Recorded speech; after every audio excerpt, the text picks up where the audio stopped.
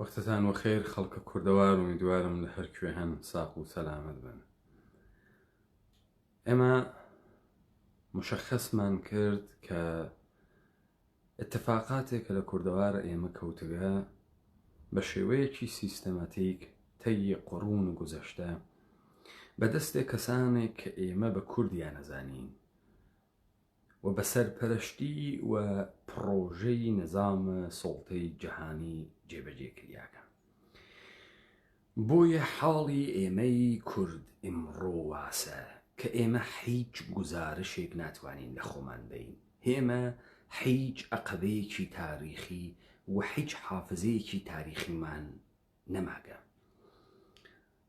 من دوێکە لە سریدی بەیتهایە کە بە ناوی ڕەجعەتە بە کوردەوارە قەرارە ئەنجام بدرێت، نمونەیەکم هاوردۆ لە گۆرانی ئەگەڕێمەوە و شعر ئەگەڕێمەوە لەلایەن ئاغای خالقیوە و مقایسەم کرد تەکە شعرە بازگەشتە بە زاودبوومە هۆردێڵمینە. بۆ خاترێەوەی لە تەوەرەی دیبەتەکەی ئەمشەو بە باشی تێبگەین، ئەشێ ئێوە لە خۆتان سوال بکەن هۆی ئەمەی کە لە خراپترین حاڵەتە ئێمە پێی ئێژین فەسادە عەقڵ، لە باشترین حاڵەتە ئەمەسە کە مردم شەرایەتی زەمانیان گۆڕیاگە و نیازەکانیان گۆڕیاگە. تۆ تەبەلورە ئەمە لەکوێ ئەوێنی؟ تەبەلورە ئەمە لەوێ ئەوێنی کە ئینسانە کوردی ئیمڕۆ سەرزەمین وەکو ئەمبار تەماشاکە، وەکو زەخیرە، وەکو ئەمبار تەماشاکە. مەسەڵەن ئەم کەلەمەیە کە کوردستان پڕە لە نەوت، ئەوەی ئەو نەوتە جوانە بفرۆشن، نەوتمان هەست وە پوڵمان نییە، ئەمە تەقلیلدانی سەرزەمینە و بەکالاکردنە سەرزەمینە، ئەمە تەبدیلکردنە ئەو سەرزەمینەسە کە تۆ وجودت لێی ئەگری و متعلقی بەو سەرزەمینە وەلی تۆ کردوتە بەکالا، یعنی بچووکت کردووەتەوە، تەقلیلت داوە. لەم تەقلیلە کە تۆ داوتە ئەبینیت خەڵکی کوردەوار عەقڵیان زایل بووگە، گشتی نگاهی بە سەرزەمینی خۆی نگاهی کالاییە، وەگەرەکیسی ئینسانی بکاتەوە، وەگەرەکیسی دار بەڕوەکەیشی ئینسانی بکاتەوە و بە هەر زمانێک کە قسەکە زمانی منفعەتە کە تێیا ئەو سوارە وەگەرەکی سەیتەرە بکە و سوڵتە بکە بەسەر ئەم تەبیعەتە. خروجیەکەی ئەم بەکالایی کردنە ئەڕواتە بازنەیە بەکالایی کردن زندگیە ئینسان و خودە ئینسان. ئێمە کاتی خۆی وتمان ئەم مردمی ئێمە شەهاب سەنگ لی نەدان وایان پێهات، کێ وای کرد بەم مردمە؟ کێ ئەم مردمەی فاسد کرد؟ بعد وتمان هەر ئەمانە کێ بوون؟ ئەحزاب منتەسەب بە کورد بوون، ئەمانەی کە بەناوە ڕەوتە پێشڕۆ و مبارزاتیە مردم و کورد بوون بە نمونە و شروعیان کرد بە تەولیدکردنە تاریخێک، مەتنێک، و ئەم مەتنە کە تەولیدیان کرد مەتنێکی پێدریاگ لەسەر کۆڵەکەی وێرانی سەرزەمین بوو. جائسە ئێمە ئەگەینە خروجیە فەسادە ئیجتماعی، نابودیە ڕەوابەتە ئیجتماعی، سەرگەشتگیە ئینسانە کوردی، نەبوونە هیچ تعریف و معنایەک، نەبوونە هیچ ئستقرارێک لە وجودە ئینسانە کوردیە. من دوێ کە نمونەیەکم لە گۆرانیە ئەگەڕێمەوەیە ئاغای مەسحەرە خالقیدا کە خروجیەکەی ئەو گەڕانەوە بوو کە مەسحەرە خالقی کردی. ڕاندخاری، سوڵتەیە بەسەرە مردم، زوڵم، سەرزەمین فرۆشی، هاوکاریەتەکە داگیرکەران و لە ئەو جولوتکەی خۆیە شاهدە حزورم ئاغا بە سوورەتە مشەخەز لە کۆنگرەیە مەشاهیرە کورد بوون. ئەمە ئەو بازگەشتە بوو و مەسحەرە خالقی بە شوێنیا بوو. بۆ خاتری تەنویر ئەفکار عمومی من بێژم زەرفە 400 ساڵە ڕابردوو 400 ساڵە ڕابردوو ئیاڵەتە متحدەیە ئەمریکا، کەنەدا، پەنەما، مێکزیک، ئەلکوادۆر، ڤێنێزوێلا، بولیڤی، ئەرژەنتین، برزیل، شیلی، پرو، ئەمانەی ئەمریکای لاتین، قارەی ئۆقیانوسیە، ئوسترالیا، نیوزیلەند بە سوورەتە مشەخەس لەلایەنە چەرمەگە چاوکەوەی ئوروپایی تەسخیر کردە، مهەندسی کردە و تیا سیستەم دانەریە. ئێوە ئەم عەزەمەتە ئەوێنن کە چاوتان پێکەوت. ئەم کشوەرانی کە من ناوم بۆ ئێوە برد، چۆن ئێوە ناتوانن متەسەوەر بن هەر ئەمانەی کە فریای ئەم گشتە وڵاتە کەوتن سەرزەمینە کوردەوار و ئینسانە کوردیان لە 300 ساڵە ڕابردووە سیستەماتیک و بە بەرنامە واردە ئەم مەرحەلە کرد کە ئەووەڵەن سەرزەمینە کوردەواریان لەبین برد. ئێمە تعریفمان کردە کوردەوار کوێیە. کوردەوار لە کنارەکانە ئەمانە تا کنارەکانە دەریای مدیتەرانە و ڕەش. ئەمە کوێیە، ئەمە کالان نییە، ئەمە وجودە ئێمەس. ئێمە لەم وجودا ساکن بووگین، ئێمە معنا لەم سەرزەمینە ئەگرین. ئەوانەی کە گەلەکیان بوو و ئلقا بکەن کە ڕاپەڕین جەهان وەتەنی فکرەکات و هەر کەسی ئەتوانێ ببێ بە کورد، بەڵام هەر سەرزەمینێ نابێتە کوردەوار، هەر سەرزەمینێ نابێتە کوردەوار. و تەفاوتە ئێمە تەکت جەهان وەتەنیە، ئەمەسە جەهان وەتەنی یعنی سەرگەردانی، نەبوونە ئستقرار، یعنی بێوەتەنی، نەبوونە هیچ تەعەلقێک بە تەبیعەت، بە خاک. اتفاقا ئێمە لە قەرار قسە ئەکەین، لە ئستقرار خەریکین قسە ئەکەین. بۆ خاترەوەی نمونەیەکی تر بێرینەوە و ئێمە بە باشی حاڵیمان بوێت داستان چییە و چه اتفاقێک کەوتگە. من فیلمێکم دانیا لە سوورپێسەکانە ئەمریکا و بە دەورە مجەسەمەکەی کریستۆف کۆلۆمبۆ هەڵەپەڕن دوای 400 ساڵ. دوای 400 ساڵ لە نەمانیان، دوای 400 ساڵ لە پاکتاوەکردنیان، دوای 400 ساڵ لە سڕینەوەی تاریخیان لەسەر ئەم سەرزەمینە کە ئەمریکا بێ، ئیستا ئیدێکیان وەکو خاترەیەکی دوور، وەکو خاترەیەکی دوور لە دەوری ئەم مجەسەمە هەڵەخەن و ڕەقسە سۆرخپوستیەکەن. سەردەمانێک ئێمەی شوامان پێتێت ئەگەر هەواسمان نەوێت و ئەوان نەبن بە دەرسەیەکی گەورە بۆ ئێمە. ئەمانە هەمان ئینسان بوون کە معنای خۆیان لە خاکە خۆیان نەگرت. جا من ئیستەتێم و نمونەیەک لەم ئەحزابەی کە ئێمە وتمان باعەس فسادە مەردم بوون پێتان ئێژم. وەختی خۆی کۆمەڵە کەسێکی بوو بە ناوی ئەحمەد بازگر. ئەحمەد بازگر شعرێکی وت کە ئاغای ئەم کۆڵانە بە 5 جزء تاریخ مشعشعانەی خۆی بە ناو تاریخ شۆڕشگێڕی ئەمەی خوێندگە، ئەمەی خوێندگە. ئەویش کامەسە شعر گۆمەشینە. پێت ناخن کنرێم گۆمەشین. گۆمەشین گویا ئێشەیە قسمەتێک وێت لە ڕووبارە سیروان، یا بخۆی ڕووبارێکی مستەقلە و گویا لە کاتە تێپەڕبوونە پێشمەرگەهای کۆمەڵە دانەیە یادوانیان ئاو ئەیوات. ئەحمەد بازگر ئەدەبیات ئینقلابی بەکاربردگە و ئیستە لەگرا ئەچی بە گژت گۆمەشینە، یعنی ئەچی بە گژت چییە؟ ئەچی بە گژت سەرزەمینە، شاخ و شانە ئەکێشێ بۆ تەبیعەت.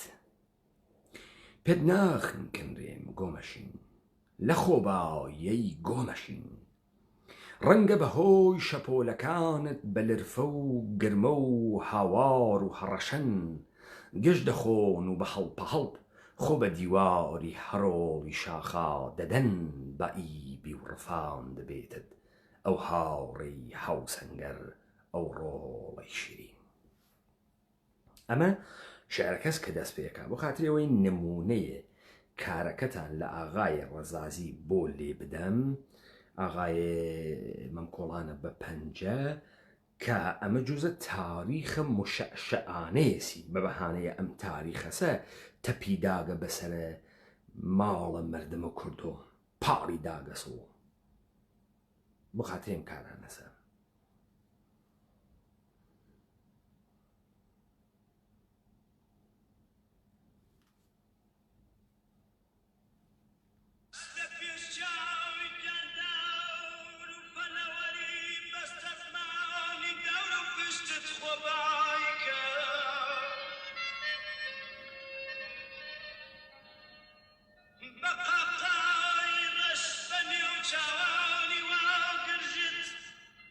بە قاقای ڕەش بە نێو چاوانی واو گرژت،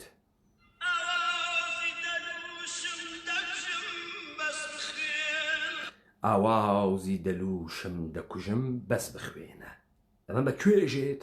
بە ڕووبار ئێژێت، بە تەبیعەتە ئەم کوردەوارە ئێژێت.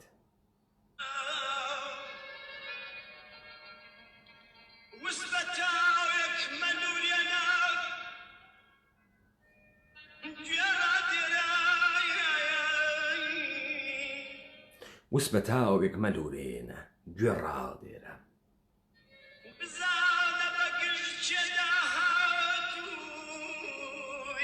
بزانە بە گشت کێدا هاتووی،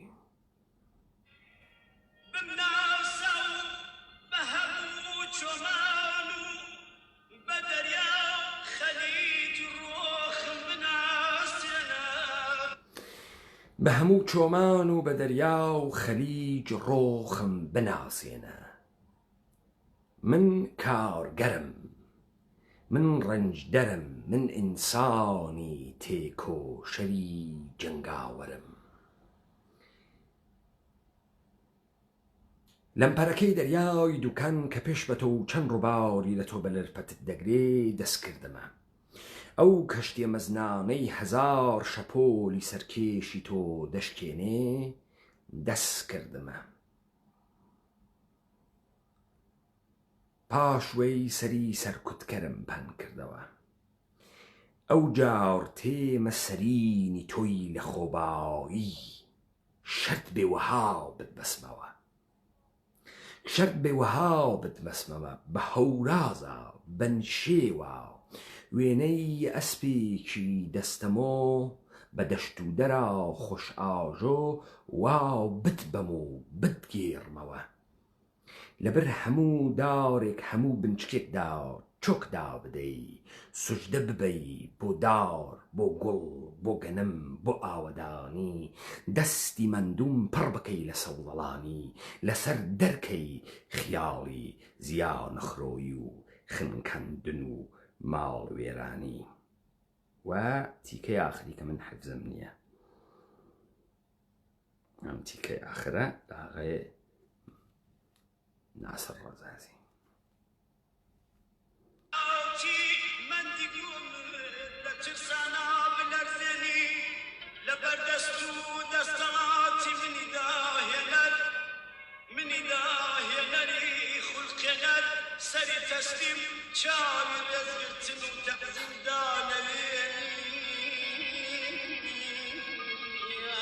لەبەر دەست و دەسەڵاتی منی داهێنەر، منی داهێنەری خولقێنەر، سەری تەعزیم چاوی کوڕنش و تەعزیم دانەوێنی شتێکی ئاوا. خەڵ ئەمە خەریکە چی ئێژێ؟ ئەمە لە ئەوەڵۆ ئێژێ پێت ناخنکردێ، من بە تۆ ناخنکێم. بە کێ ناخنکێت؟ بە کێ؟ بەکێ بە نظام سەرمایەداری نا، بە تەبەقەی ئۆلیگارش نا، بە نظام سوڵتەی جیهانی نا. بە کێ ناخنکێت؟ کێ ئەم ئەخنکێنێ؟ تەبیعەت.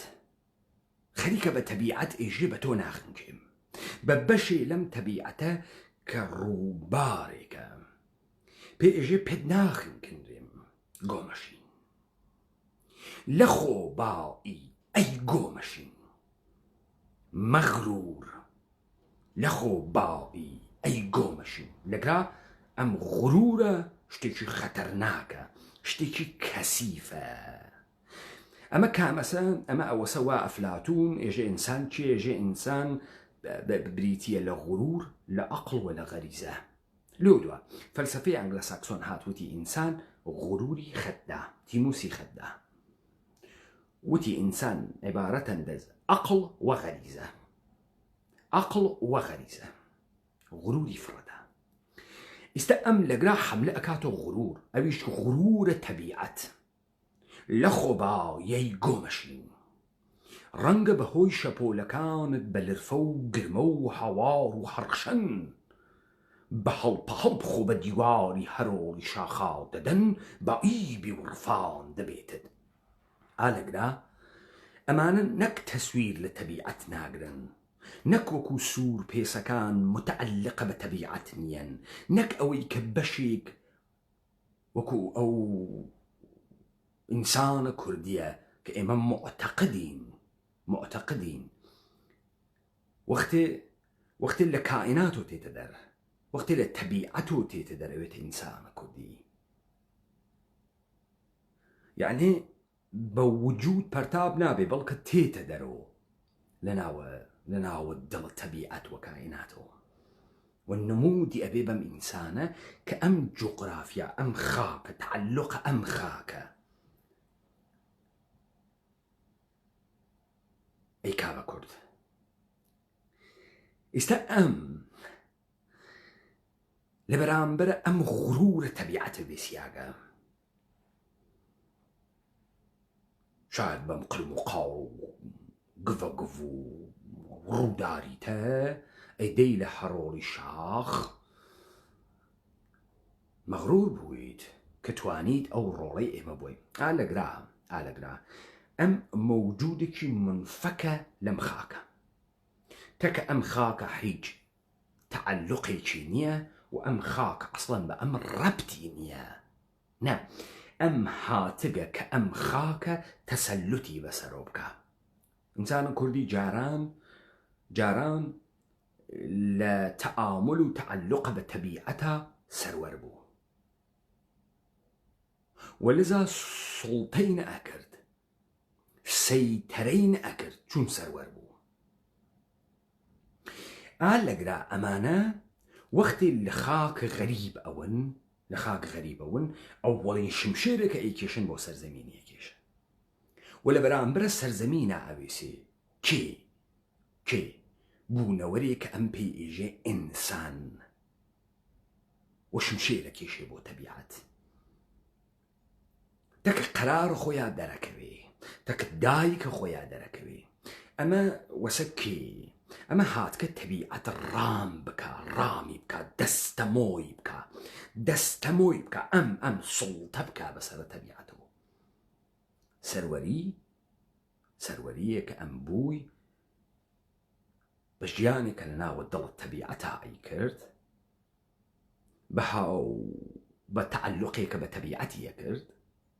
ئیستا ڕابتەکە ئەگۆڕێت، ئەوەی تۆ ڕابتەیە ئینسان سوڵتەگەر بەسەر تەبیعەتەوە، کە ئەم ئینسانە سوڵتەگەرە سوڵتەیە تەبیعەتیش لێو دووە خاتە سەر سوڵتەیە، خاتە سەر ئینسانەکانی تر.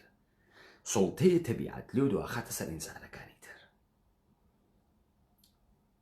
ئالەگرا ئەمانە سەرزەمین وەکو ئەمبار تەماشاکەن، سەرزەمین نەک وەکو دایک، نەک وەکو ئەوەی کە تۆ متعلقی بە ئەم خاکە و لەم خاکە بووجی و ئەم خاکە بە تۆ معنادا. نە، ئەمانە سەرزەمین وەکو ئەمبارێکی کالا تەماشایەکەن، کە هجوومەکەنە ئەم ئەمبارە و ئەم کالا بە شێوەیەکی ئفراتی مەسرفەکەن. ئەو اتفاقەکە وەبەریش لە سەرمایەداریە بەحسیەکە، ئەمانە لای خۆیان چەپن. هەمان کار کە سەرمایەداریەکە ئەمانیش بە اقتصاد سۆسیالیستی گەرەکیانە بیکەن. لەگرا داستان سڵتە بەر تەبیعەتە، لەگرا داستان غوربەتە ئینسانە و لە دەستان قەرارە ئینسانە و مەئواکردنە ئینسان لە ناوە دڵ سیستەمە و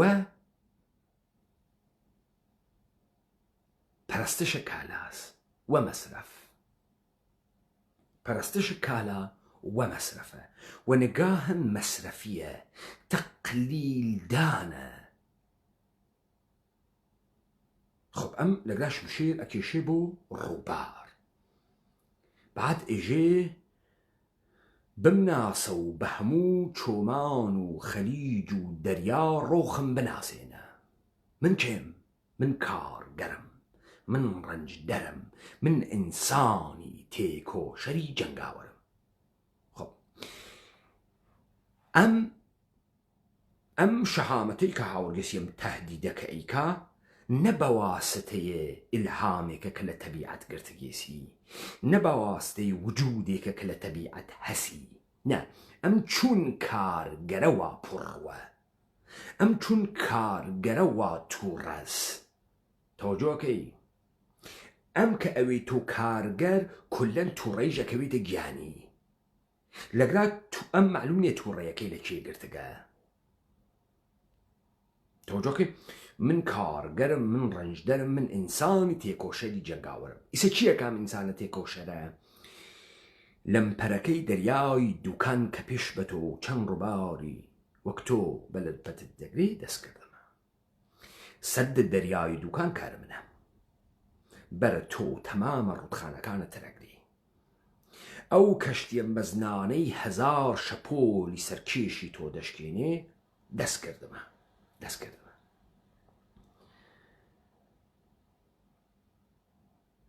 لێو دوای ئەوەی کە سەرکوتکەرمپان کردەوە ئەو جار تێمە سوراوە تۆی لە خۆباوی. ئیستا سەرکوبگەرە ئەمە کێس، یعنی سەرمایەدار زەمین تاڵانەکە، تۆلیدە ئەنبوه ئەکا و تەبیعەت مەسرف ئەکا و نیازە کاذب لە ئینسانە دروست ئەکا و ئینسان لە وجودە خۆی خاڵیەکە و تەبدیلەکە بە تۆلید کنەنە و مەسرف کنەنە. ئەمیش دقیقاً هەمان کارگەرێکی بکە، چون ئەمیش دوای ئەوەی کە سەرمایەداری لابرد خۆی ئەوێت و سەرمایەدار. ئەو جار تێمە سەرینی تۆی لە خۆبایی شەرت بێوەها بتبەسمەوە و تەبیعەتێژێ بە هەورازا و بنشێوە وێنەی ئەسپێکی دەستەمۆ بە دەشت و دەرا خۆش ئاژۆڕام دەکەم، واو بتبەم و بتگەڕمەوە. ئەمە بە تەبیعەتێژێ، بە ڕووبارێژێ، لەبەر هەر دارێک هەر بنچکێکدا چۆکدا بدەی، سوژدە ببەی بۆ دار، بۆ گوڵ، بۆ گەنم، بۆ ئاوەدانی، دەستی مندوم پڕ بکەی لە سەوزەڵانی، لەسەر دەرکەی خیاڵی زیان نەخڕۆی و خنکاندن و مەڵوێران. ئەمەی کە ئێوە چاوتان پێکە و دقیقاً ئاغازە ئینحتاتە سیستەماتیکە دەورانە ئەخیرە کە تۆ خروجیەکەی لە ڕەوابەت عشق ئازاداوێنی. ئینسانەکان یەکتری مەسرف ئەکەن. تۆ ئالەگرا ئینسانێکی بێهۆڤیەت ئەدۆزیتۆ کە نە تاریخی هەست، نە هۆڤیەتی هەست، نە حافزەی تاریخی هەست. تەمامە وجودە ئەم ئینسانەوە لە ناوی مەسرفە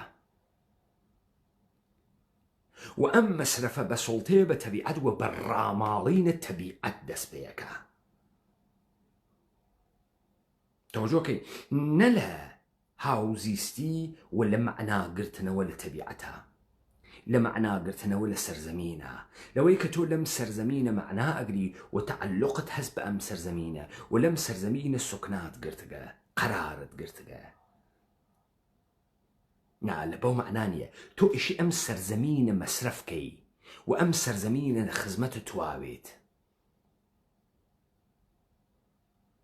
بۆیە تۆ ئەکەویتە گیان ئەم سەرزەمینە دار و دەوەنی نایڵی کونکونیەکەی هەرچی مەعادنێسی ڕای ئەماڵی مەعادنە ژێرزەمینی ڕا ئەماڵی نەوت سەرزەمینە کوردەوار ئەمڕۆ چییە بۆ ئێوە کانگای نەوتە چاه نەوتە ئەوێ تۆ دۆلار تۆ ئەیخەیتە گیرفانە تا تۆ مەسرەفکەی بنەوە خۆت بژیت تۆ ئەسەن لەگرا نەتەعلقێکت بەم سەرزەمینە هەست نەمتەعلقی بەم سەرزەمینە نە لەم سەرزەمینە هیچ معنایە ئەگری نە وجودێکی ئینسانی هەست تۆ خۆتیش کالای تۆ خۆتیش کالای وە لە تەولید و مەسرەفە مانا پەیاکەی خب نەتیجەی ئەم ڕەوابەتە ئەوێت تۆ چی؟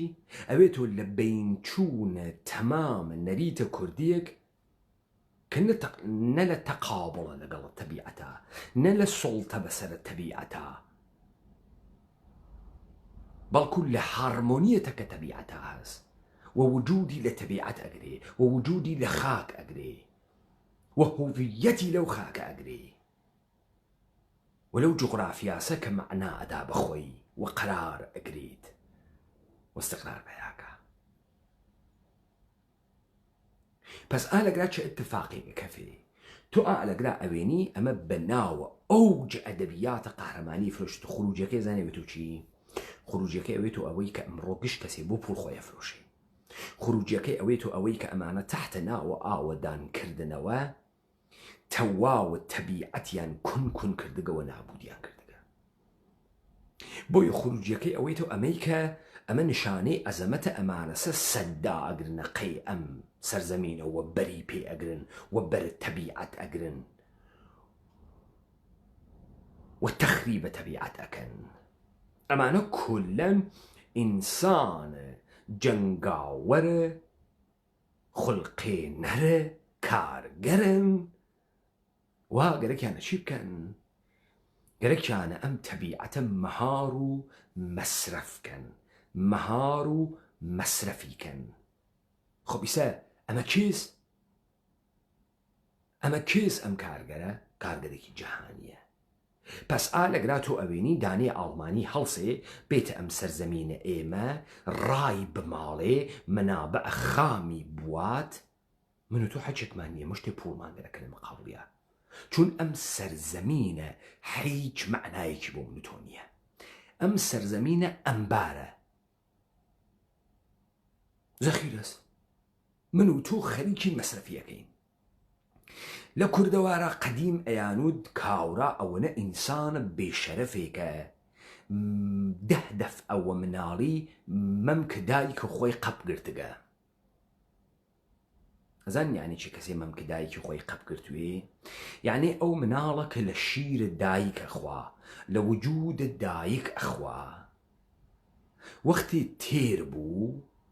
تێر بوو گەرە کێسی ئفراتی تیا بکە ئیتر ناکێشێ بیخوا شیرەکە قەپ ئەگرێ لە مەمکەکە تۆ سکە بە جەمێنان تێر ئەوە بە کشاوەرزی تێر ئەوە لە جوغرافیایم سەرزەمینە ئەژیای وەلێ کەوتیتە تاڵانە نەفتە ئەم سەرزەمینە کەوتیتە تاڵانە ئاوە ئەم سەرزەمینە کەوتیتە تاڵانە دار و خاکە ئەم سەرزەمینە چون تۆ تەعەلقت نەبوو بەم خاکە ئیتر متعلق نەبووی بەم خاکە نه تۆ هاتگی بەناوە ئینسان و ئۆمانیزم و مەحوەرە کائینات تۆ هاتگی ئەم تەبیعەتە مەهار کەیت و مەسرەفیکەی مەهاری کەیت و مەسرەفیکەی وەختی تو گەرەکت و سەیتەرە بە تەبیعەت بکەیت تەبیعەتەن ئەم سەیتەرەتە هاوردە سەرە ئینسانیش و ئینسان لە سەروەربوون دەرچوو ئیستە بوو گەسە کۆیلە ئەدەیەکی قەلیل سەیتەرەیان کردگە و ما بەقیە بووگن و کۆیلە ئیستە ئەمانە گەرەکیانە هەرچی شتە ئینسانی بکەنەوە هەروە کە تەبیعەتیان ئینسانی کردەوە هەروە کە ئەمان سوارە ئەم تەبیعەتە بوون و هاتن وتیان شەلاقت لێ ئەدەین و لەمپەر لەسەر ڕێگا و دروست ئەکەین و کەشتی بۆ دانێ شەپۆلەکانە ئەشکێنێت ئەمانە وتیان ئەم تەبیعەت ڕامەکەین و ئەمان بەش کوڕەی زەمینە دروست بووگە مەسرەفیکەین ئەم تەبیعەتە تەمام معنای ئینسان بوون تۆ و کوردبوون تۆی لە تۆ سندەوە. بەخەڵە ئەرەنت ئەژێ وەختی ئینسان قاچی خستە مانگ لە حاڵەتە ڕۆمانتیکە خۆی خارج بوو چونسە قاچی خست. تۆ وەختی گوڵت لە تەبیعەتە هاورد بردە لە گوڵخانە دروستە کرد، گوڵ ئیتر بارە معنایی و ڕۆمانتیکی نییە، نێسی گوڵ چون ڕووی ئازیز نزاکەت پۆشن نییە. تۆ هەمان ئازیز ئەوەیتە ناوە ئۆتاقە ئەمەڵە جەڕاحی یەک سری قیافەهای کلیشەیە بۆ دووسەکەیان دەیتە دەرەوە بە شەرم مەسرەفکەرا. پس ئەمەی کە تۆ ئەوێنی ئمڕۆ لە کوردەوارە ئێمە ئینسانەکان یەکتری مەسرەف ئەکەن، وەکو زەخیرە ئەنوارنە یەکتری، وەکو زەخیرە. وەنە مناڵێ مەم کە دایکە خۆی قەب بگری شیر ناتوانێ بخواها لەوە زیاتر مەعدەی ناکێشێت، وەلێ ئەم سەرچاوەی شیرە ئێشێ ئەزیەتی کاشێ لێ ڕاماڵێ، وەکو ئەو کارێک کە ئەم مەردمەیکەن بەم تەبیعەتە ڕای ئەماڵن. ئیستە مەردمە ئێمە لە سلێمانی و لە کەرکووکە مشکلیان ئەمە نییە بۆ ئەم تەبیعەتە وشکەکەن ڕای ئەماڵن، مشکلیان ئەوسەی پولەکە کوا بەشی ئێمە بن، بەشی ئێمە پولەکە. ئینگلیس تێسواری ئەم چانەفتەدا مادام پولەکە ئەداوە ئێمە نۆ پرۆبڵم. دەی تۆ نەکوردی نازانی سەرزەمین چییە، نەمعنایەکە لە سەرزەمین گرتگە نەحیش تەعەلوقێکە بە حیچ گوێ هەست، تۆ تەعەلوقە بە حیچ گوێ نییە. بۆیە چەقانێ لێ ئەدەن لە کەرکووک و هەڵەسی سەر لە دیاربەکر دەرتێری وا دەرەچی. کێ وای کرد پێتان؟ ئەمە وا تۆ بە قارەمانی ئەزانی، بە شۆڕشکی ڕێزانی ئەمە سەری بۆ داخیت و پەیکە عەراقە دەیتە سەر و کوردایەتی و خۆشە و تۆ وەمێژی کوردایەتی.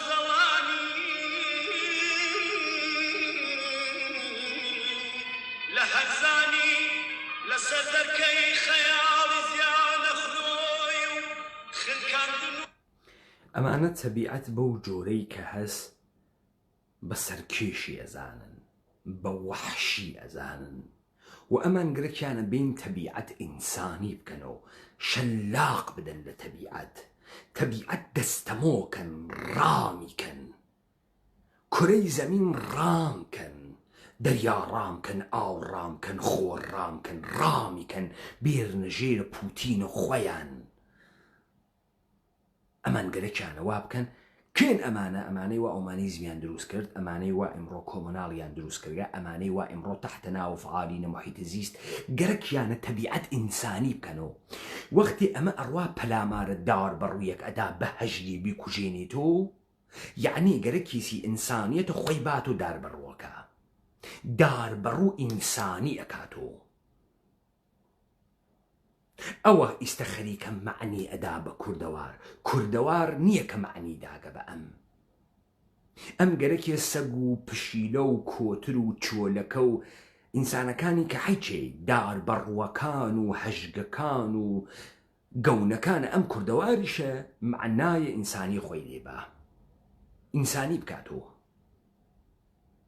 و ئەمە نەک ناڕواتە چوارچێوەیە دەرک و دەریافتە تۆ لە تەبیعەت و سپاسێک کە تۆ لە تەبیعەت هەست و لەم ژیانەی کە پێتی داگە و تۆ لە ناویا هاتکیتە دەرەوە. نە، ئەم فکرەکە عەدەدێکە لە ناوە ئەم تەبیعەتە. تۆ بەرگەی یەک دانە بوو مەلەرزەی ئەم تەبیعەتە ناگری بابزانی.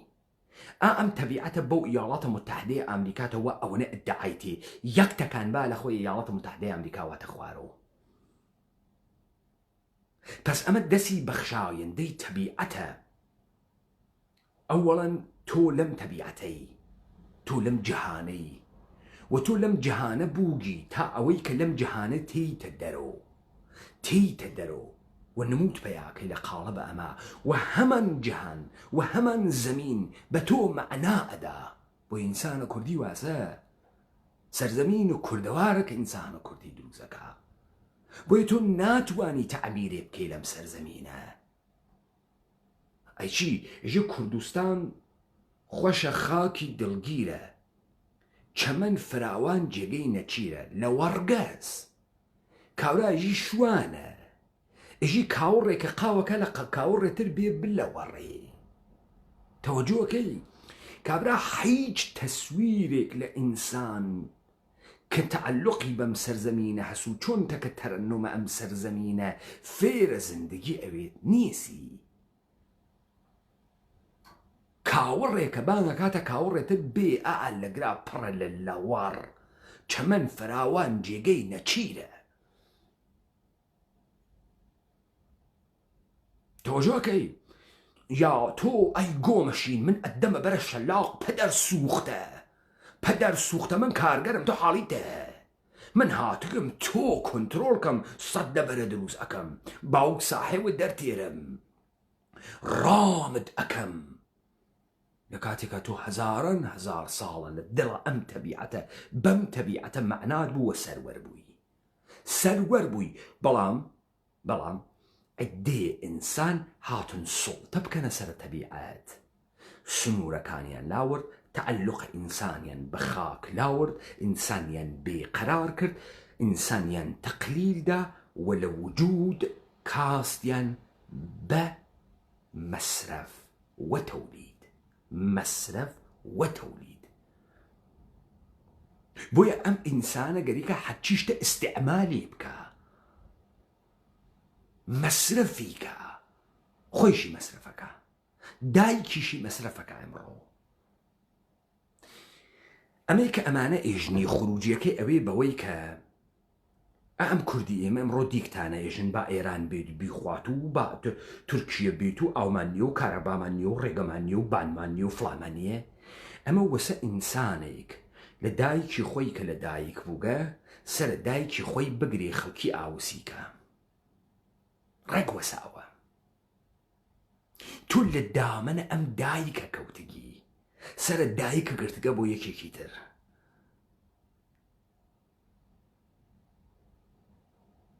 تەوەجۆکەی ئەمەسە کە ئەم مەردمە نافەهمێ چۆن ڕەفتارەکە، گشتی گەرەکێسی وجودە خەفیف و وێران خۆی بەسەر ئەم تەبیعەتە تەسبیتکە.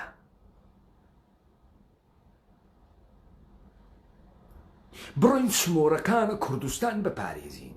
تۆ وەختێ نگاهە کالاییت بە هەرچی شتە کرد فکرەکەی ڕۆژێ تەواوەوێ، بڕۆیەوە سمۆرە خەریکە تەواوەوێ، دێ مەسرەفی مەکە، دێ گۆشت مەخۆ، دێ مەسرەفی مەکە،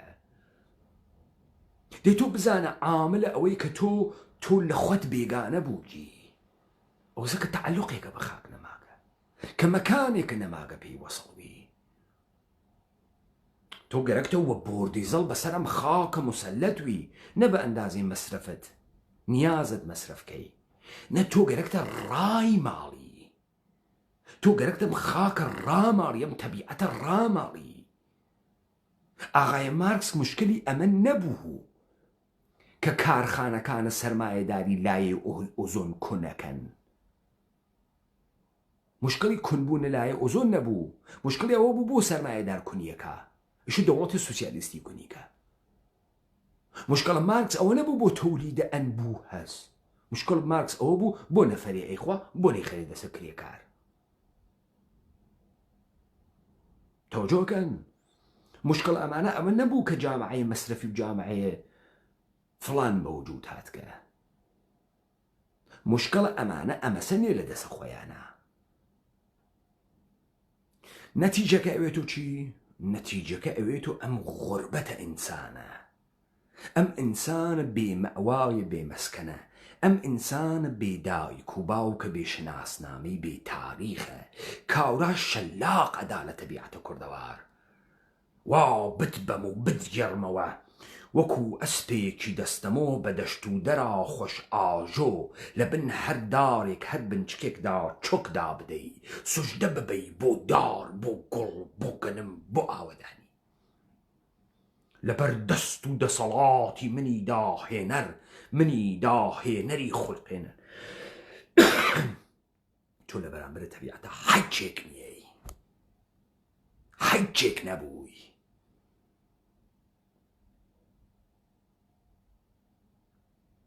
بۆیە ئەم نگاهدار بەڕوو کوژاندنەوە و سمۆرە هەڵکردن ئەمە مشتێک جعلیاتە تڕۆی ئینسانە مەسرەفیە بێهویەتە، وا گەرە کێسی خۆی تەسبیت بکە. یەکی گڕی پێوانە یەکی ئەچێ بیکوژێنێتەوە، یەکی گڕی پێوانە یەکی ئەچێ بیکوژێنێتەوە.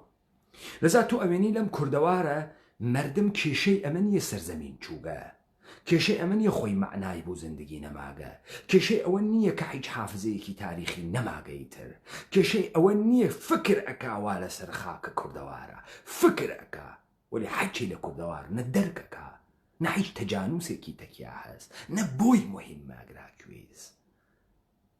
لەذا تۆ ئەوێنی ئەم ئینسانە کە تەعەلوقێکی بە هیچ کوێ نییە، ها لە فکرت چەپاوەڵکردنە ئەم زەمینە، دایکی چەپاوەڵەکە، باوکی چەپاوەڵەکە، برای چەپاوەڵەکە، ئینسانەکان چەپاوەڵەکە، جامعەی چەپاوەڵەکە، خاکی چەپاوەڵەکە، تاریخی چەپاوەڵەکە، ڕای ئەماڵێ حەراجیەکە، بیکاتە مشتێ پوڵ بگرێتە ناوی دەسی. ئەمە کێ وای پێکردن؟ ئای مەم کۆڵانە بە پەنجە، کۆمەڵە چەپ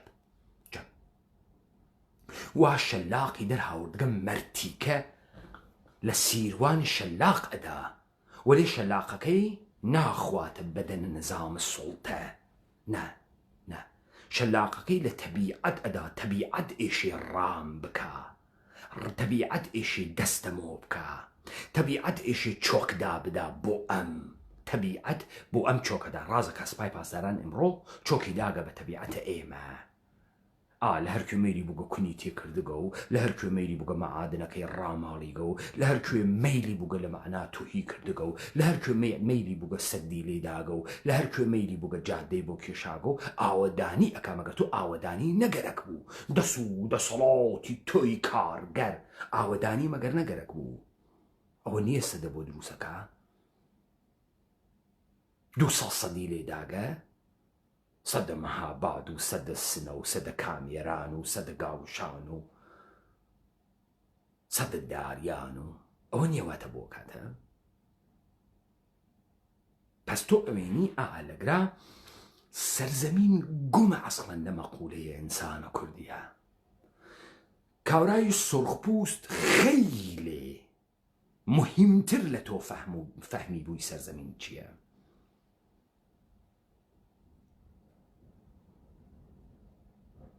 خیلی مهمتر فەهمی بووی.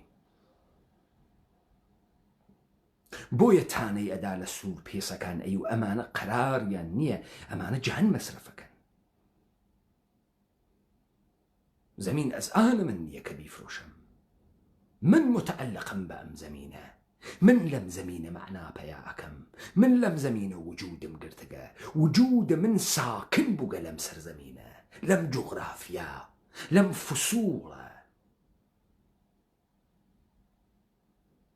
وەلێ ئەمان هاتن تەبیعەت ڕامکەن و ئەوەڵین کارێک کە کردیان بە غوربەت هەناردنە ئینسان بوو.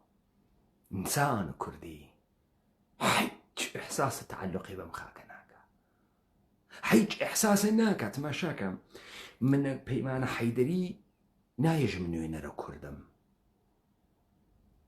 نە، چون ئاوا کورد تەقلیل ئەدەم، من خودە کوردم، ئاوا قەریبە ئەومۆ لە کورد، من خودە کوردم، کورد منە، من کوردم، من سەرزەمینە کوردەوارم کە ئەگەڕێمەوە بۆ کوردەوار ئەوڵ دەفە ئەگەڕێمەوە ئەخوەم، چون وجودە من لە وجودە ئەو خاکە گیریاکە. من هیچ جگەیە فیما بەینە خۆم و ئەو سەرزەمینە ناوێنم، وماتەڵ نییەم تۆ بێژیتی.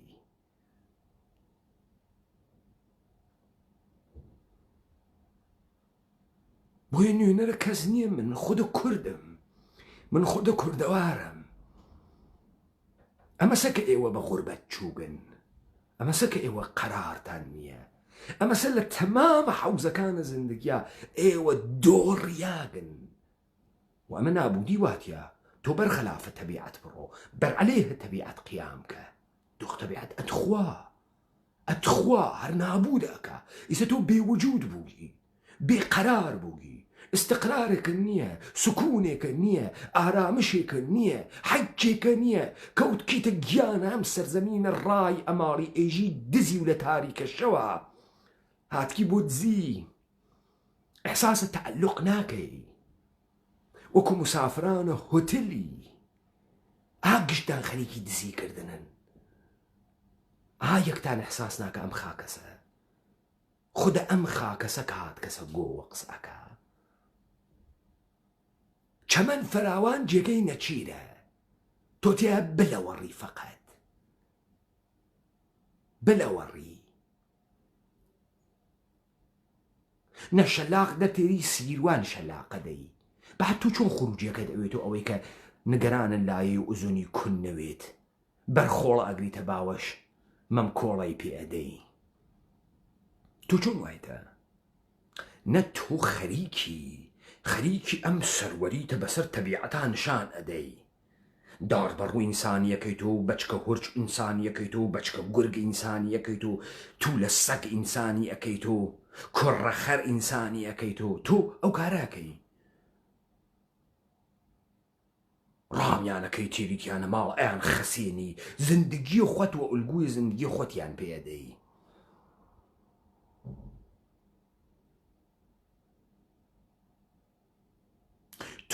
تۆ ئەو پرۆسەسە کە تەبیعەت ئەیکا، پرۆسەسە ئەحیا، ژیانەوە، باروەری، ئوفول، فەسڵە، سەرماوە، نەخوەت و دووبارە ئەحیا لە ڕەوەند ئەم زندگیە. جەوهەرە تەبیعەت، جەوهەر زندگیە. و تو تەکە زندگیات دەرکەوتگی. تۆ خوەرت فڕە داگە، گەرەکتەوە ساعاتەکەی لەسەر بێژی ساعات چەندێکە خوەرە بەرداگە. تۆ مقڕەریەکەی ڕۆژە یا شەوە، تەبقە ساعاتەکەی تۆ ساعاتی 2 شەوە. لە خۆروالەوە سەد ئاسمانە. تەوەجۆکەن داستانەکە ئەمەسە. بۆیە تۆ خروجیەکەت ئەوێت و چی؟ خروجیەکەت ئەوێتە فعالین جامعی مەدەنی. خروجیەکەت ئەوێت و چی؟ خروجیەکەت ئەوێت و ئەوەی کە یەکێ بۆ 1 سانتیمتر ئەم سەرزەمینە ئەرزش قائل نییە. بیر لە چیە کات و لاوە کەویرە لود وە من چی؟ بۆ چیمە حەکیتیانیە؟ حەکیتیانیە بۆ ئەم بیوا بیفرۆشی. کاورای کرمانیش ئەیوم من باغەمە بفروشم.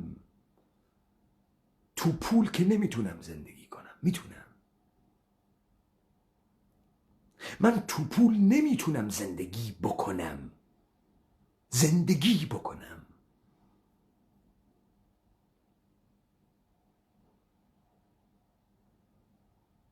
توجه کن. بۆیە تۆ لەم سەرزەمینە بەرینە کوردەوارە ئەحساسە تەجانوس و تعلق مەم خاکە ناکەی لەسەریا بژیت. ناتوانی لە نیو متریا بژیت. ناتوانی. وێڵی لە کوچە و پەس کوچەکان و ناوی جۆگە ئاوەکانە تاران و هەمەدان و کرماشان ئەمری. ئەنگار ئەم سەرزەمینە جێگەی نەبوو تۆ داڵ دەبا، چون تۆ حەج معنایەکە نەماکە، چون تۆ حیچ تەعەلوقێک نییە، حیچ وجودێک نییە. کێ وای پێت کرد؟ ئەمانە تحت ناوی مبارزە. پس تۆ لەگرا ئەوێنی سیستەماتیکە کە ئینسانە کوردی هەڵەگڕێت و ناوی خیابانێژێ پولمان نییە. نەوتمان زۆرە، کوا پارەی نەوتەکە مەعاشەکە کوا؟ ئەماروە ئەلەکی ناتکە ئەو کوێ مەعاشەکەەوە زۆرە و بنەوتە جوانە کووە ئەو کۆمپانی نەوتمانەیە و بینە نەوتەکان تێرین و بینە نەوتەکان ئەوەین ئەم لە سەرزەمینە کوردەوار فقط چای نەفت تێگەیگەی و حاڵیتانە بەڕاستی پڕپیت و بەرەکەتە بڕۆی مەسرفی کەین بۆیە کاورا ئەوەی کە لە وجودی نەماگەی تر کورد بوونە تۆ بەم سەرزەمینە کورد بوویت ئەم سەرزەمینە تۆی کردبوو بە کورد ئەم جوغرافیا وای کردبوو بوو تۆ لە شیرە ئەم جوغرافیا ئەتخوارد شیرت ئەخوارد تا نمۆفکەی تا بڕۆی بەرەو بیکامینگە بەرەو بوونە بڕۆی وەرە تۆ نە تۆ وتت من بە تەبیعەت سوڵتە ئەەکەم بە ئینسانەکانی سوڵتە ئەەکەم ئەمڕۆ عەلی خامنەی بە ئێوە سوڵتەی کردەکە مەسعود بە ئێوە سوڵتەی کردەکە عەلی بە مەسعود کردگێسی ترام بۆ ئەوەمری گشتیانەوە ئەوان گشتیانوانە مرە سەرە ئێوە ئێوەیش لە زگێرە ئەم ملیارد کیلومتر زەمینە چاوتان بڕیگە سە دەست و کەرەمە ئەوان کە ئەوان تۆ نان بدەن و تۆ خۆشبەختکەن و تۆ مەعنا بکەنە و تۆ بفەهمی کیت و تۆ بزانی چیت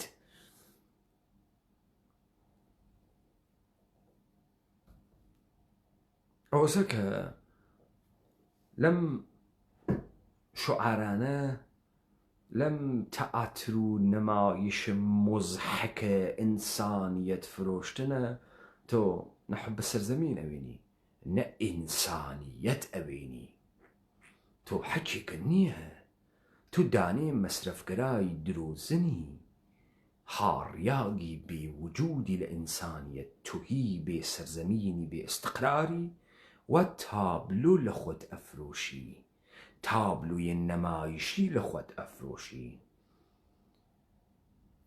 لە خۆبایەی گۆمەشین ڕەنگە بەهۆی شەپۆلەکانت بە نرفە و گەرمە و من کارگەرم من ڕەنجدەرم من ئینسانی تێکۆشەری جەنگاوەرم تۆ تێ هەڵدریاگی تۆ خوێڕیت تۆ مەسرەفگەرای تۆ بێقەراری تۆ بێهۆڤیەتی تۆ بێشناسنامەی تۆ هیچی نییە تۆ کێی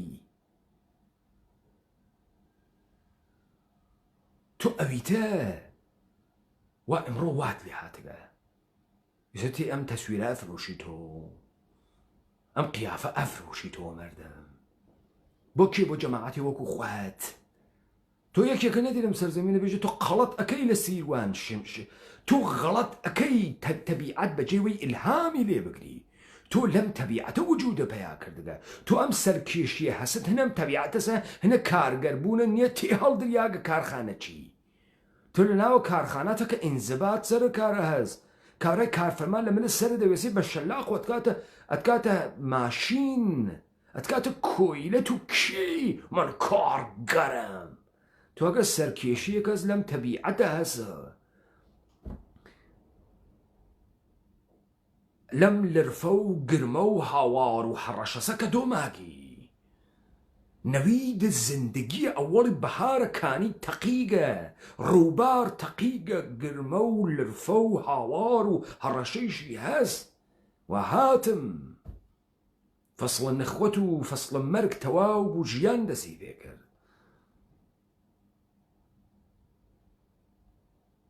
من نازانم بە چه زوانێت و ئەتوانی مەفهومە سەرزەمین بە ئینسانە بێوەتەن ئینسانە بێخاک ئینسانێک کە لە نەیچرە خۆی دوور کەوتگەسەوە لە تەعەلقاتە خۆی دوور کەوتگەسەوە ئینسانێک کە مەمکە دایکە خۆی قەپ لێ ئەگری ئینسانێک کە سەرە دایکە خۆی ئەگری بۆ دیگەران کە باوکە خۆی مەسرەف ئەکا نایژی من لەم دایک و لەم باوکاتمە دەرەوە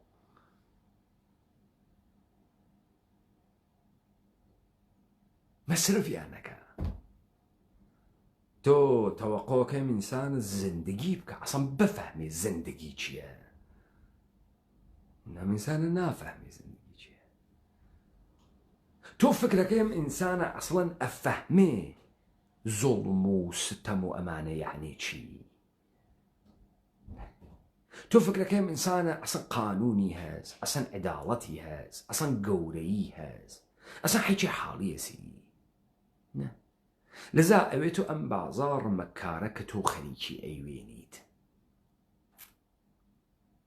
لذا ئەوێ تۆ ئەم داستان ئەم خروجیە. پس ئەگەر فەساد لە جامعەی من و تۆ ئەمڕۆ هەست، پس ئەگەر ئینسانەکان خەریکن یەکتری مەسرەفەکەن، پس ئەگەر ئەوێنی عاتفەی ئینسانی نەماگە، ڕەوابت نەماگە، سەرزەمین نەبین چووگە، تەبیعەت نابود بووگە، ڕاماڵیاگە، توهی بووگە، ئاو نییە، بەهار نییە، سەوزەڵانی نییە، بزانە ئەمانە گەرەکیان و حەچی شتە بکەنە گۆڵخانەی، حەچی شتە بکەنە ئاکواریۆمی، حەچی شتە گەرەکیان و بیخەنە ناو موزە، ڕامی بکەن، شەلاقی لێ بدەن، لە تەبیعەتی بدەن. و ئەمانە دەرکەوتن تەکە تەبیعەتە، سوڵتە بەسەر تەبیعەت بکەن.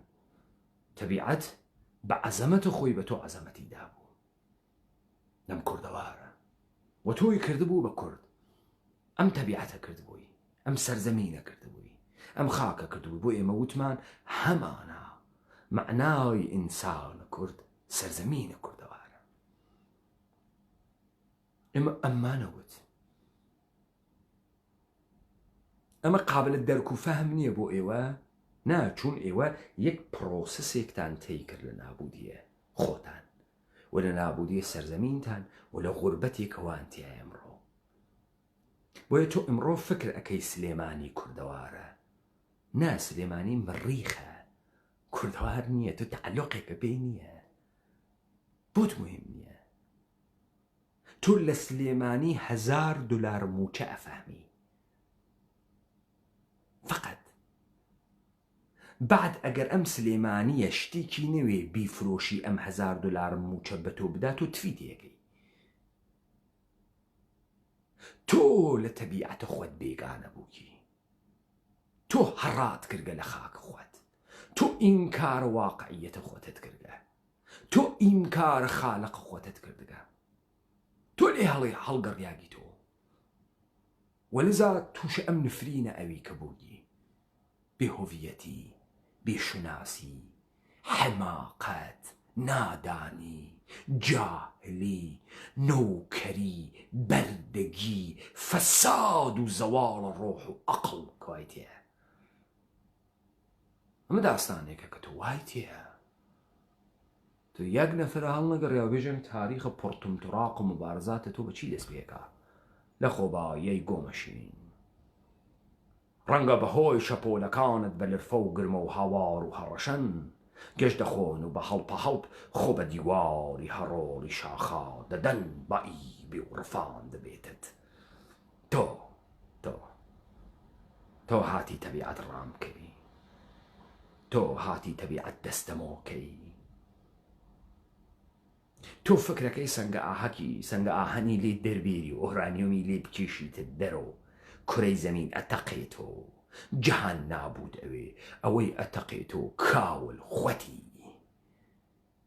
ئەوەی لە بین ئەچێ زندگیە وا تۆ لەمە وجودت کرد، زندگی پێدا، تۆ قیامت کرد بەر عەلەیه زندگی. تۆ ئەسڵەن نافەهمی شادی یعنی چی. شادی یعنی ئەو سەفا کە وجود تۆ ئەیگری، ئەو شادیە، نە هەڵپەڕکەکردن و قڕدان کاورای جاهل، حرەکات مەوزونکردن و هەڵخستنەوە. مردمە ئێمە تا زەمانێک لە خاک بوون و متعلقە بە خاک بوون، شاد بوون چون قەراریان بوو، چون مەکانیان بوو.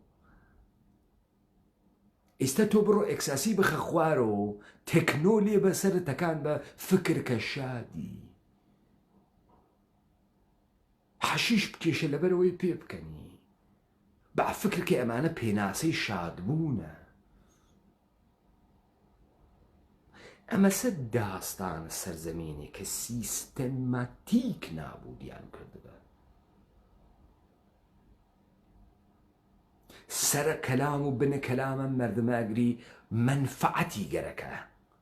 چی وا لە ئەم کوردەوارە بیفرۆشی ئەم بیکاتە پۆڵ، دار بەڕووی واتیا بیفرۆشێ، گەوەنی واتیا بیفرۆشێ، بەردی واتیا بیفرۆشێ، چی واتیا ئەم سەرزەمینە، ئاوی واتیا بیفرۆشێ، نەفتی واتیا بیفرۆشێ، بیفرۆشێ بیفرۆشێ، پول بێرێ پول بێرێ پول بێرێ، کالا بێرێ کالا بێرێ کالا بێرێ، ئستعمالیکە مەسرەفیکە. تۆجۆکێ نەوەی کە زندگی بکە،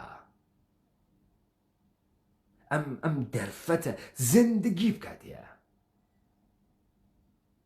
بۆیە تعبیرێکی لە زندگی نییە، نێسی حەجێکی نییە. لەزە وەزعیەتە ئەمانە وەزعیەتێکە بەغایەت مزحک. تۆ ئستیسال لە وجودە تەکتەکە ئەمانە ئەوێنیت، لە وجودە تەکتەکیانەها، چ ئەوەی کە تەزاهر ئەکا بەوەی خوشبەختە و بە کالایەک و بە ماشینێک و بە پوڵێک و بە شکل و زاهری خۆی ئەنوێنێت، و لەم خۆنواندنە گەرەکی حاڵی خاص بوێت بە حەسرەتە دیگەران، چ ئەوەی کە لە تەوەهمە ناداشتە و ئەوانەی کە ئەو فکرەکە ئێشی بیوێت تا زندگی بکە یەک عمر ئەم خفەت و خاری و چروکی و بێقەوارەئی و یەک عمر کەسافەت ئەکێشێ لە تەوەهمە. یەک سانیە لە زندگی نەکردگە، یەک سانیە نازانێت سەپا یعنی چی، نازانێت جەلای وجود یعنی چی، نازانێت.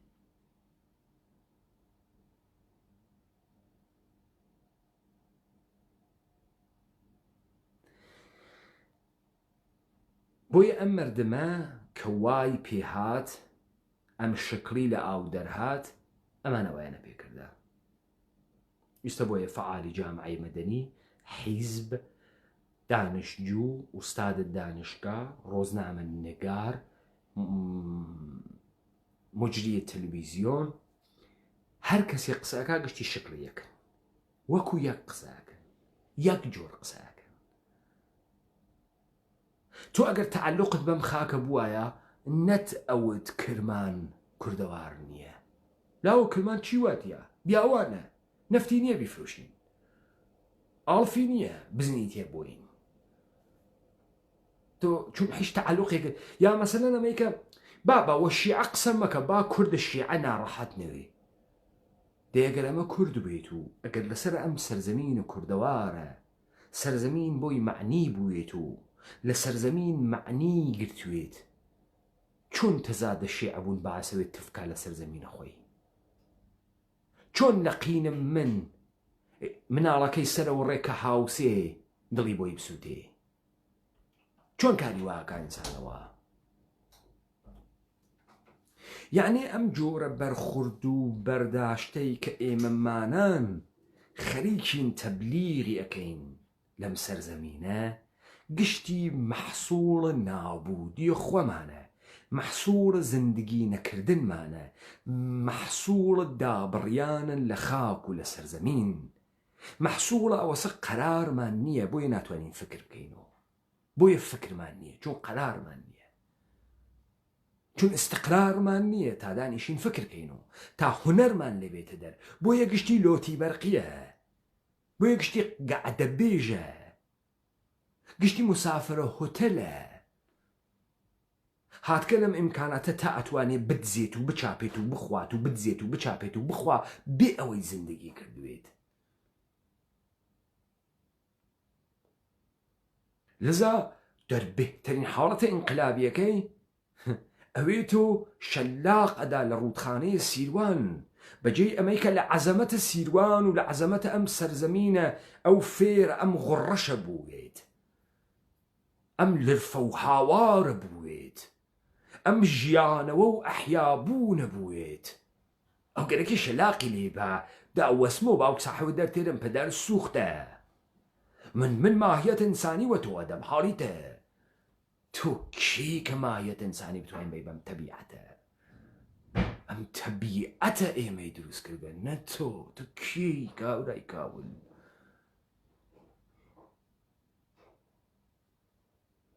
لذا ئەمە خروجەکەی ئەوێ بەمە بۆیە تو ئەوێنی مەسەڵەن ئایا مەسەرە خالقی ئەگەڕێتەوە دژمن پێی خۆشوێ یا پێی ناخۆشوێ ئەمە هەرەگەڕێتەوە. یعنی مامەڵەی تەکاکە تەنەزولی بۆ کا سەری تێرێتەخوا هیچ تعبیرێکی لەم سەرزەمینە نییە. نێسی ئەسە معلوم نییە مە چ تعلقێکی بەم خاکە هەست، هیچ چ معنایەکی لەم خاکە گرکە، هیچ. تازە ئەم فکرەکات و ئەم بچێت تازە باخ و ڕەز و ئەمانە ئەم ئاوانیە کاتەوە.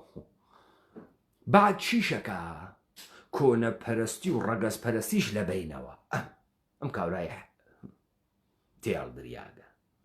بۆیە وەختێ تێت و ڕازەکە سوارە تەبیعەت و کوردەوار ئەوێ، سوارە مەردمە سلێمانی و کوردەوار ئەوێ، شروع ئەکا بە ڕاندخوەری بە دزیکردن هاوکارتەکە جنایەتەکانە سپاه قودس یعنی یەکێتی لە کوشتن و نابودی سەرزەمینە کوردەوار شەریکە کێ ئاباقرە خالقی. لێ دواتۆ ئەوێنی ئاباقرە خالقی ئەچێتەوە کنگرێ مەشاهیریش.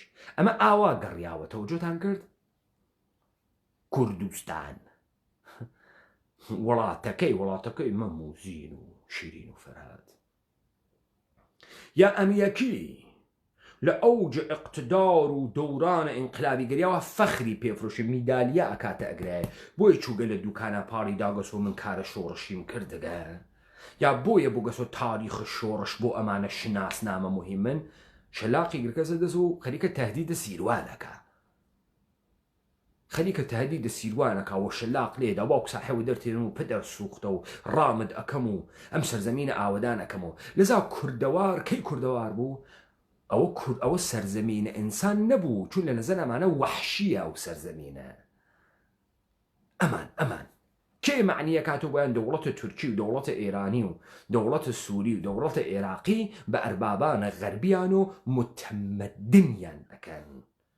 لە دڵە کوردەوار ئێران دەرتێرن، تورکیە دەرتێرن، عێراق دەرتێرن، سووریە دەرتێرن تا متەمەدنی بکەن، تا ئەم تەبیعەتە ڕامی بکەن، کۆنترۆڵی بکەن، تا ئەم تەبیعەتە ڕاماڵن، مەسرەفیکەن و زەندگی تیا بکوژن.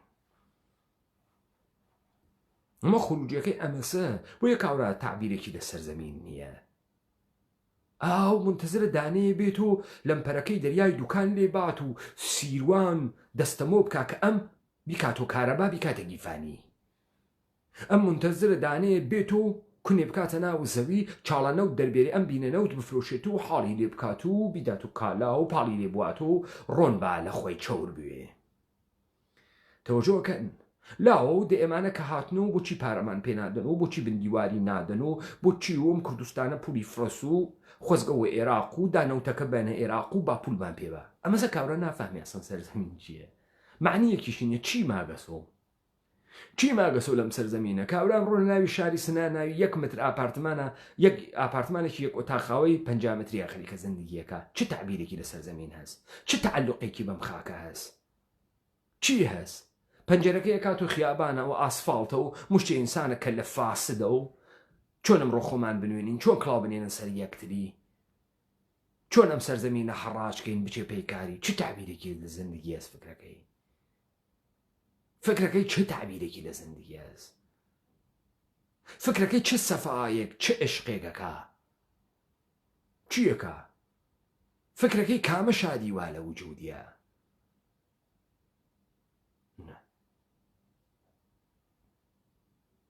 کاورا سەرزەمینە خۆی بەردا وەتەنی بەردا بدە و هەڕای کرد خۆی بنێت و سلێمانیە، خۆی بنێت و کرماشان، خۆی بنێت و سنە لە ناوە ئاپارتمانێ بێت و ساحێوە ئاپارتمانێ کە خشت و ئاجڕ و تیرە ئاهەنە و چووگە سەمەلی یەکتری.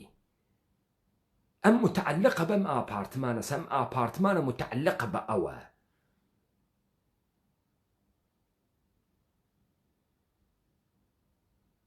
بەڵام ئەو سەرزەمینە، ئەو خاکە، ئەو ئاوە، ئەو تەبیعەتە، ئەو لێ هاتووە دەرەوە، زەندگی لێگرتبوو، هیچ معنایەکی بە ئەو نەدا. ئەو تفی کرد، فەرامۆشی کرد، هەڕای کرد.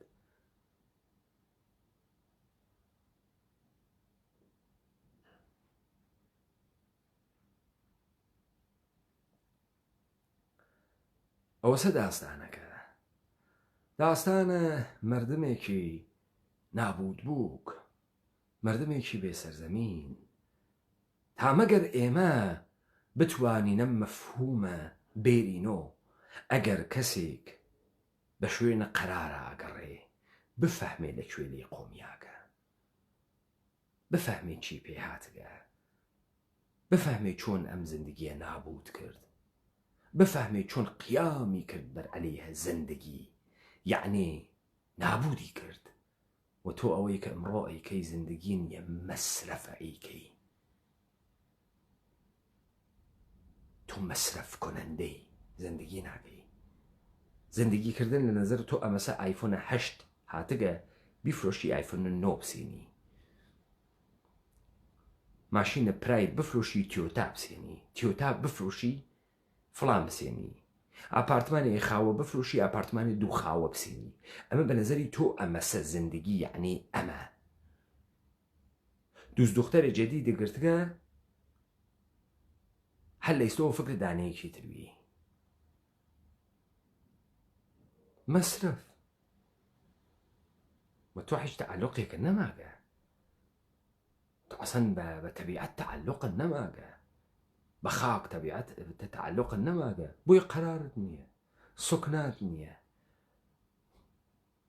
یا بە تەعبیری لە خۆت بێگانە بووگی تۆ، وایە تۆ خۆت بێگانەگیە، بۆی تۆ قسە ئەەکەی کەس لێت حاڵی ناوێ مەگەر خۆت نەوێ، مەگەر کەسانی وەکو خۆت نەوێ، کەس لێت حاڵی ناوێ.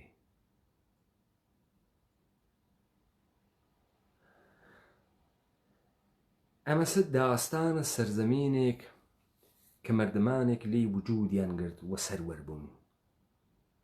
سەروەر بوون، بەڵام لەم دووە ئیدێ هاتن وتیان نا تۆ ئیشی سوڵتە بکەی بەسەر ئەم تەبیعەتە، و ئێمە چۆن سوڵتەمان کردگە بەسەر تەبیعەت، سوڵتەیش ئەکەین بەسەر تۆ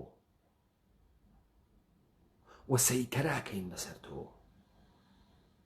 و سەیتەرایان کرد بەسەرە. ئاوە نییە ئێمە سەدەگا کوشانمان دانیاگە هەر وایشە سەد ئەخێنە سەرە وجودە تۆ، ئاوە خەڵیت بوو سوارە توابی وایان پێت کرد. ئەمەسە داستانە سەرگەشتگی، نەبوون استقرار، نەبوون سکون و لە خۆ بێگانەگی ئینسان و ئینسان کوردی. بۆیە ئەم تەعابیرە ئەوەی کە تۆ ئەگەڕێیت هەرچی شتە لەم دنیا شکڵە ئینسانی پێ بدەی، شکڵە ئینسانی پێ بدەی، بێژگە لە مشتێ تەعاترە ئینسانهایەکی سەرگەردان بێ قودرەت، بێدەسەڵاتەوە بێ وجود، هەچێکی تر نییە. لایەوە خۆش.